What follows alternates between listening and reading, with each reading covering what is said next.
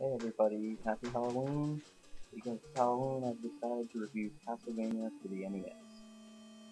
Now this game is pretty fun. You can see right off the bat that you play as some guy with a whip, Simon Belmont, and your basic objective for the game is to find and kill Dracula.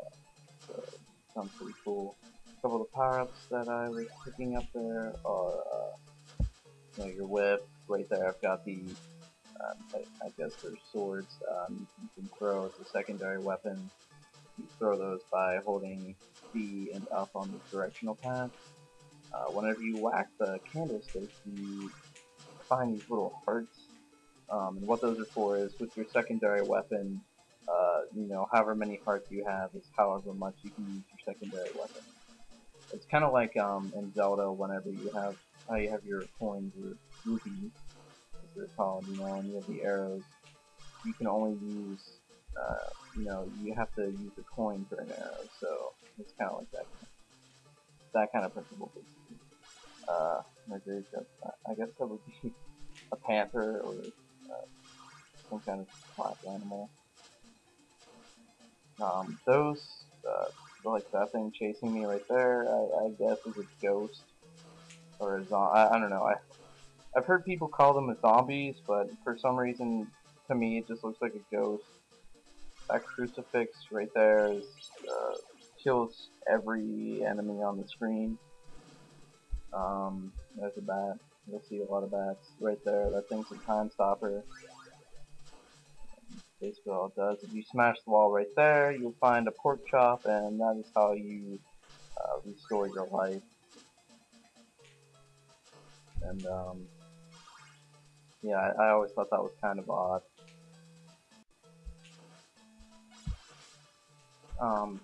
After you come down here, these red fish guys come out of nowhere, and you have to be pretty careful as you're jumping up right there. I fell into that hole. The jumping on this is quite, well, it's not terrible, but it's not the best. You have to watch around pits, and also, like in a lot of games, like, okay, Super Mario Bros., you can jump up and then hit over on the D-pad, and the guy kind of goes over. But in Castlevania, whenever you jump, you have to actually be moving in that direction first. Because just jumping up and hitting over won't do anything. Don't jump straight up. After coming up to the LXC right there, that's actually a pretty good example. And a lot of, like, whenever you get hit by an enemy, like right there, you get knocked back. So as I was saying earlier, whenever you're around pits, you want to be very careful, because a lot of the times you'll tend to get knocked into the pits because of the enemy and because of the enemy. Coming into here, where this is actually, like, apparently every time you enter a different room or whatever, it's a new stage. I think that's kind of weird, but whatever. So anyway, fight a couple ghosts, zombies, whatever you want to call it. That right there is invincibility, and right there I just picked up the axe right there, and I'm actually going to use that on the first boss, which is what we're about to face right now. And you can see the giant bat. But if you use the axe, you can just sit right here, and it's pretty easy. And actually done. And as whenever you defeat all the bosses, a red orb appears. So, and that's stage 3, or the first boss. With next screen, and stage 4.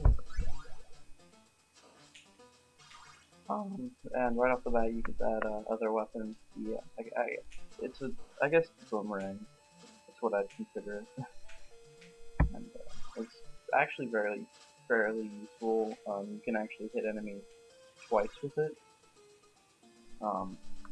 which can definitely help on a lot of enemies. Or if there's like, say there's like bats hanging from the ceiling, like on this screen right here, it can definitely help you out.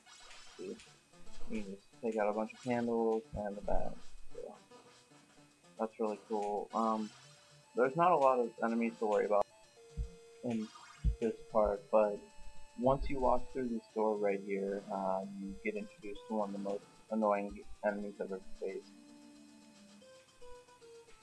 the Medusa head. And like right here, you're like, well, what's so bad about it? They just move in a wavy pattern, and you can avoid them pretty easily. But no, trust me, they are so annoying, and I guarantee you, if you talk to anyone who has played this game, one of the things they'll probably mention is the Medusa head. Like, look at this, look at this. You have to jump over these pits, avoid these things, and they just keep coming. See, I died because I missed it. All in all, Castlevania is a pretty good game. I don't have any really major complaints about it. It's a lot of fun, and I definitely suggest it. So, happy Halloween, everyone.